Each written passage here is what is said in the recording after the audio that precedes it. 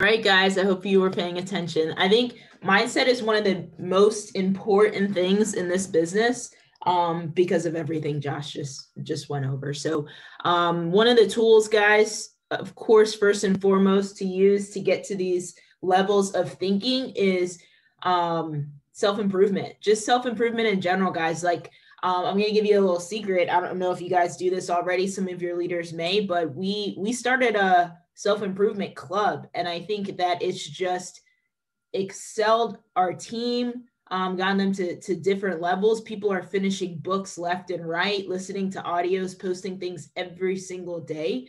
And it's only for licensed people, so it's not for the people that are just gathering around, the people that are actually licensed and want to get something done.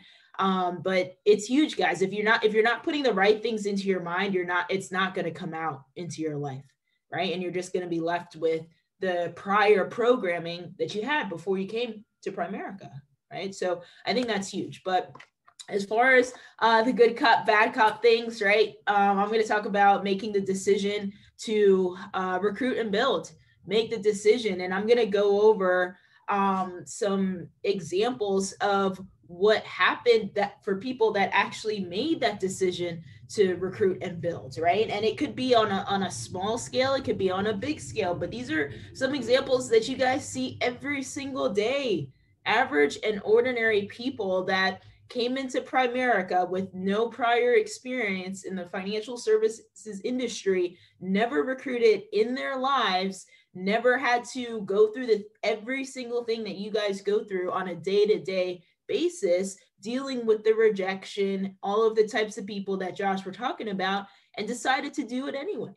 And I think that that is critical because the life and the things that you can have is just unbelievable. So obviously, I'm just going to kind of start from the top and work my way down. But you guys all know Shaq. If you were recruited into the business, you saw him on the webinar. You see him every week on the trainings.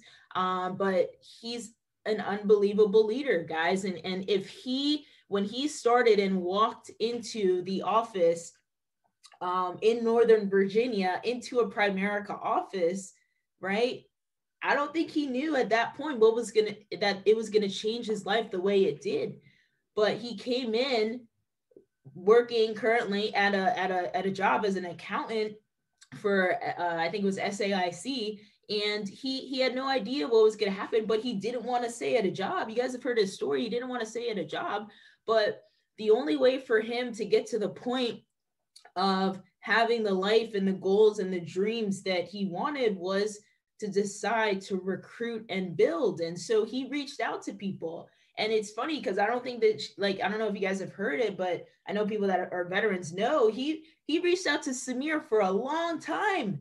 Samir even clowned him about the business before he came into the business. And look at how the business has changed Samir's life. But it's like you can't pay attention to the people that are being negative around you. And so obviously he made the decision to recruit and build. And now he's a national sales director in one of the most lucrative industries in the world with, I think, 9 RVPs currently.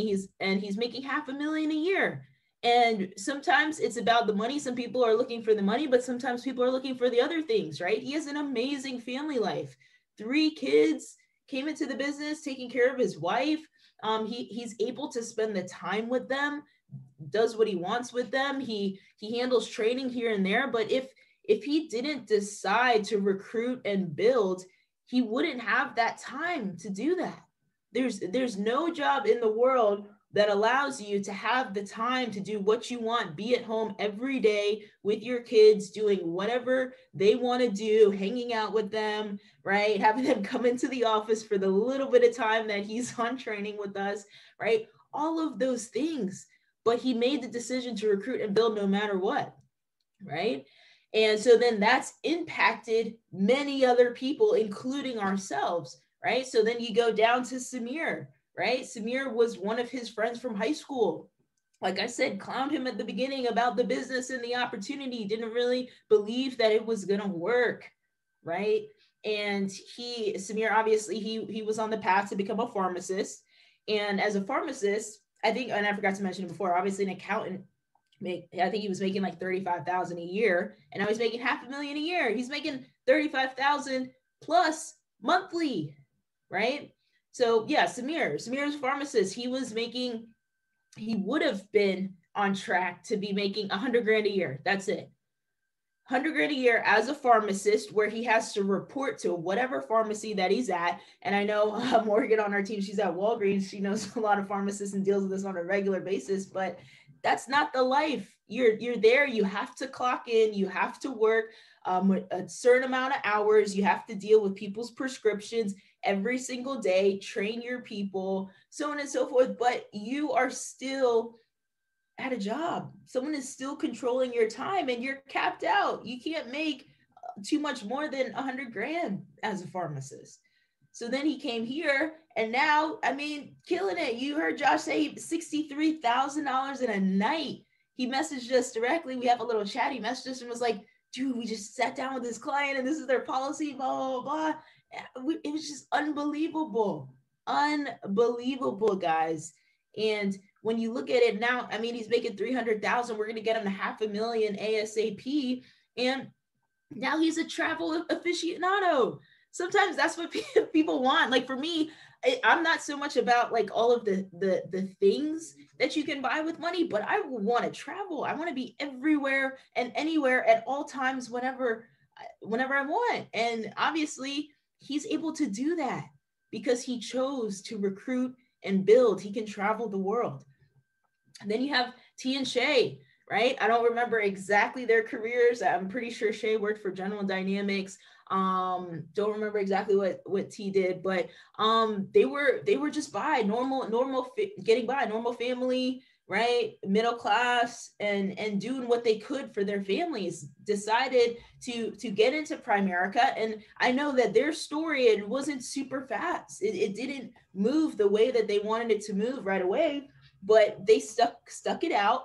They dealt with the negativity. They grew as individuals, and now they're going to be making 100 grand or more, going on to ownership in the next levels, right? Shaq and Samir, they've paved the way, and now people are just following in their paths, right? But now they're RVPs. They're going to be going on to becoming SVPs as well. So is Samir. Obviously, if we become vice presidents, which is going to happen this year, he's going to be an SVP. But with that, be great opportunities now for their family. Like I know they're huge with family and community and faith and giving back. And I mean, their kids, it's just unbelievable the options that they are able to give their kids. If you guys know anything about T and Shay, their son Ty, he plays football, and he's had the opportunity to be coached by the Redskins coaches, players that can help him out. He graduated early from high school and is now going to be playing at the University of Maryland, right? It's unbelievable. If someone was just working an average and ordinary job where they have to punch the clock, they're limited on their cap of income, there's no way somebody can afford that type of coaching and give that opportunity to their kids, right? It's just one of the greatest results from making that decision to recruit and build despite everything else that you deal with on the way. Like their kids, I know, she remind me, Josh, of their daughter's name, but I know she, Jada, she's a dancer, right? And I'm sure she also is getting many opportunities to dance and do things where they wouldn't have been able to do that at their jobs as contractors, barely making it by, barely paying their bills, right? I think it's also huge that in their community, like in the African-American community, many people, all they're about is the fake fame, the fake money. Oh, hey, I got this nice car, I got these rims, I got the Jordans, I got this, I got that, and they have no money. They're broke underneath. This is not where they're at now. They have come out and shown as leaders in a community that have come from that. And now they can lead and make differences and create a legacy for their family, for their kids moving forward because they made that decision to recruit and build, right? Then we have Sophia. Sophia, unbelievable story. If you guys know her as well, I mean, she was pretty much a child prodigy, Me, like you think about like Josh and I and a lot of other people in the office, we are nowhere near as smart as Sophia Saeed. But with that, I mean, she was in corporate America. She had worked for all the best companies that people always want on their resume. Just everything that she could think about, was making six figures at a very young age. And then she left that because of politics, right? Being a woman in corporate America is absolutely unbelievable, as far as like what you have to go through to break through personal barriers and walls and ceilings that are there, and just like the sexism and things like that that happen in those careers. So then you leave corporate America, and she's like, well, I want to do something that means something to the world, that can make a difference. So then you go to nonprofit, and then nonprofit, you think about the word, there was no profit there for her to make. There was not the money that she could make doing the things that she loves, and helping people and making a difference. And I think, if Mike was telling me correctly, that whatever company she was with didn't stand for very long. So then she had to find something else. And that's when she made the decision to come to Primerica, because she knew that she could help people and make a difference. But Shaq had paved the way, and she knew the type of money he was making and what he was doing. And she's like, well, I think I can do that. If you teach me and you coach me, I can do that. Now she's making 200,000 a year, and I'm pretty sure she crossed over last year, and she doesn't have to deal with politics. She doesn't have to deal with being a woman in business. She has empowerment. In Primerica here, there's a Women in Primerica group, and she's one of the top leaders in that group. And now she can help and give back and deal with her clients, and make a difference in people's lives. She loves just being able to meet with families. And I mean, that's what she wants. And to have the flexibility to do it when she wants, she could turn it on and make how much ever money in X amount of days. I think just like a couple weeks ago, she did over $1 million in securities in like 2 days. Like, unbelievable, guys. There's no way you could have done that at a job. No way. And if you did, and there were politics in place, someone would be coming at her at some point trying to figure out, oh, there's no way she could have done that, so on and so forth. All of that, guys, all of that. So when you make the decision to recruit and build, your life will change dramatically. And you have to keep that picture, whatever it is that you think of, in your mind, versus the stupid things that people say to us on a regular basis. But you can't let the things that they say stop you from accomplishing these things in your life. So these are just examples in our office. There's hundreds of thousands of other examples in Primerica. If you just log on to POL and you just start watching some videos and listening to other people's stories, maybe these people don't resonate with you, the people in our office, but there's many other examples online that you can look at, right? Look at the right things, hear the right stories. And last thing, guys, kind of going on the same thing, but who benefits from you becoming a builder? Who benefits? Your family. Think about your family. If you want to get married, if you're already married, if you want to have kids, if you want to create a legacy for your household, if you want to break the path of your previous generations and create generational wealth, and do what you want, like, that is huge. That's probably the biggest thing for me personally. That's what I want. I want to break the path that our families have been on. I mean, I'm first generation American, and people come here to America to make money, and they just get by on minimum wage, right? I don't want that. I want to have options. I want, when my kids are there, I want them to have options like Shay and T's kids, to do what they want whenever they want. What they want to do, I'm going to be able to give them the option to do that. I want to be able to travel like Samir, right? We can go anywhere we want at all times. And I was talking to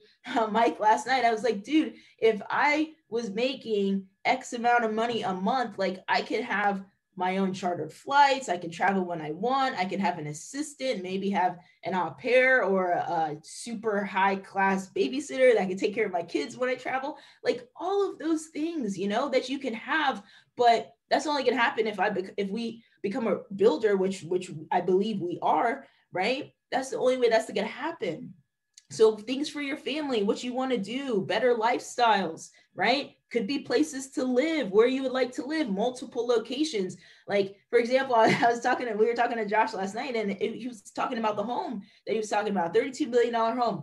Crazy, absolutely unbelievable. And then I was like, well, what if with that exact same amount of money, I can have a home in every single country all over the world and just travel whenever I want to all of these places, right? But you guys can't have any of those options if you don't build, right? If we don't decide to build here for yourself and your family, your downlines, guys, you got to think about it and be also in a less selfish way. If Shaq didn't make that decision, none of us would be here right now.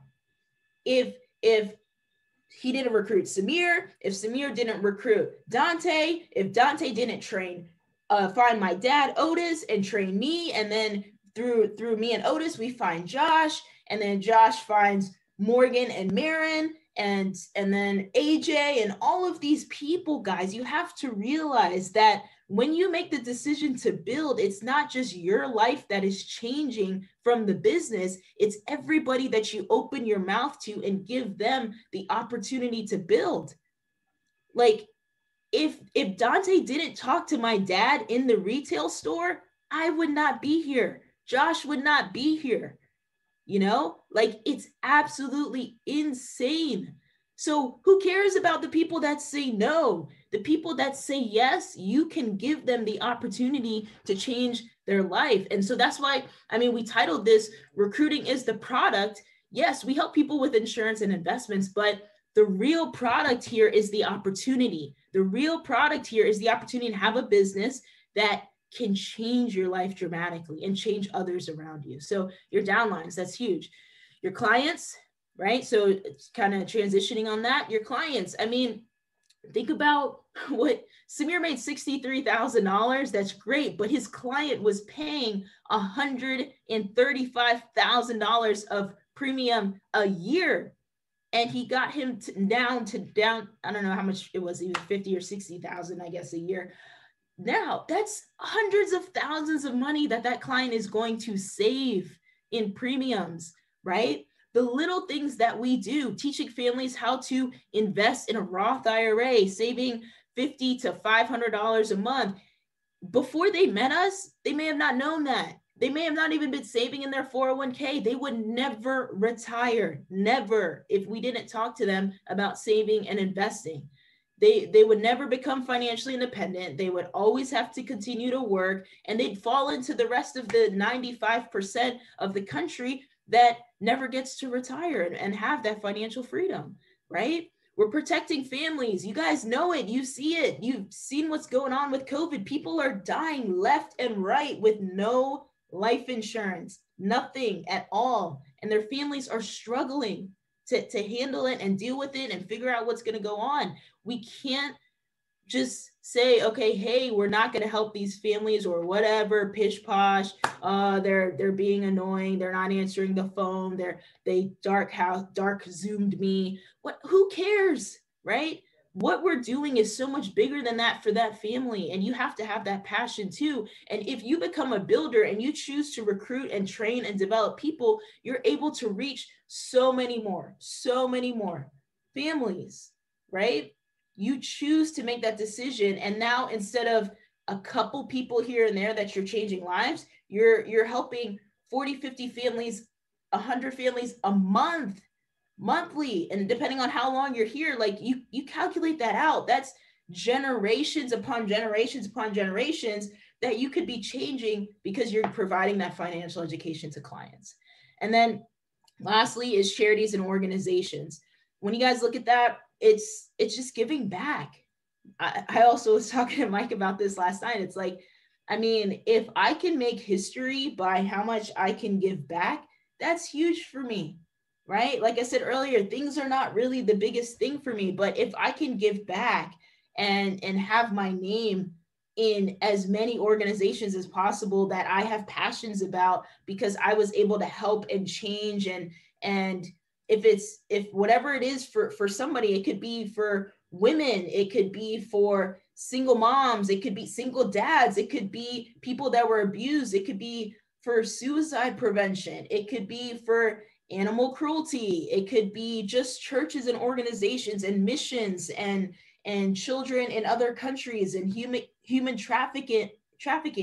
But like being a humanitarian, that's huge, right? Believing in people as a world and as a country and how you can impact that and change people's lives in the future. Like that could also be a legacy in itself. When you leave this earth, who else have you impacted other than yourself? But that's not going to happen if you don't decide to become a builder and hire and train and develop people to where they can have the opportunity to also give back. And you're not going to be able to give back on the masses if you don't build a strong and solid business here. So I hope that helped you guys out. Today was a lot of mindset, but these are the things. Yeah, go ahead. I don't mean to interrupt. I just had an additional thought. It was look, whatever. I hope you guys have like an income goal, because that's like why we're here in the first place, hopefully. When somebody says that it's unrealistic to make a certain level of money, I wish I could share this like with the whole hierarchy, but just show them this right here. Like if they say it's unrealistic, or better yet, like this right here is the picture. This is something Grant Cardone posted, and it's the total amount of money fluctuating in any country at any given point. And I'm looking for the word. I don't think it's GDP. I'm looking for the word. I missed that class, so I'm looking for that word. But it's the total amount of money fluctuating in any one country at any time. And we met with Lelix's niece's mother. Lelix's niece's mother. So like sister-in-law yesterday. And we, presented the opportunity to her, and we'll most likely recruit her. She's my age though. And I asked her that same question. I said, if you had an income goal for the year, what would it be? Like if Sheila could make this much money, life would be great. What's that number? And I'd love to hear Sheila's answer, to be honest, but can you type your answer in the chat, Sheila? Come on. I'd love to know that number just for kicks. Like if I can make X amount of money, but look, she told me this how Lelix's what is it, sister-in-law? Yeah. Ooh, 20K a month, $250,000 a year. Amen. Love it. She said, I don't want to be greedy. That's what she said. I don't want to be greedy. She's like, I don't know. I don't want to be greedy. But she started it off with, I'm a religious person. And I said, really? Me too. Don't you know that it says in a positive manner? It talks about money in a positive manner 365 times in the Bible. I can only imagine that wasn't by accident. 365 days in a year. They mention it 365 times in the Bible. And it says the love of money is the root of all evil, not money. So, with that being said, I took the liberty of using my calculator and figuring something out yesterday. And I said, let's just say $10 million a year. That's my goal. I want to make $10 million a year. Is that too much to ask for? Let's see. Well, it says in the US alone, there's $19 trillion fluctuating at any given time. That's 24% of the world's wealth. 19 trillion. So I said, what is 10 million divided by 19 trillion? And dude, it's like a fourth of a fourth of a fourth of a fourth of 1%. $10 million a year. So what the heck is $250,000 a year, Sheila? That's probably like a 16th of a 16th of a 16th of a 16th of 1% of what's available in the United States. Are you being greedy? No. By you doing it, will you help others? Yes, if you're a good person. Be money motivated. It causes a ripple effect of good things, like Shondell said. And you're not being greedy because it's just keep doing that in your head. Josh said it's a 30 second of a 30 second of a 30 second of a 30 second of 1%. If I make $100,000 a year. You see what I'm saying, guys? Like, people don't even know what they're saying. They just heard someone say, oh, you're greedy if you have a lot of money. F that, yo. They don't get it. Like, it's math. It's math. You should make a lot of money. You will help your community. Anyways, that was the first thought. I don't even remember the second thought, but that was the most important one. That you're not greedy if you make a lot of money. There's a lot of money out there. Oh, actually, hold on. This second thought, I just remembered.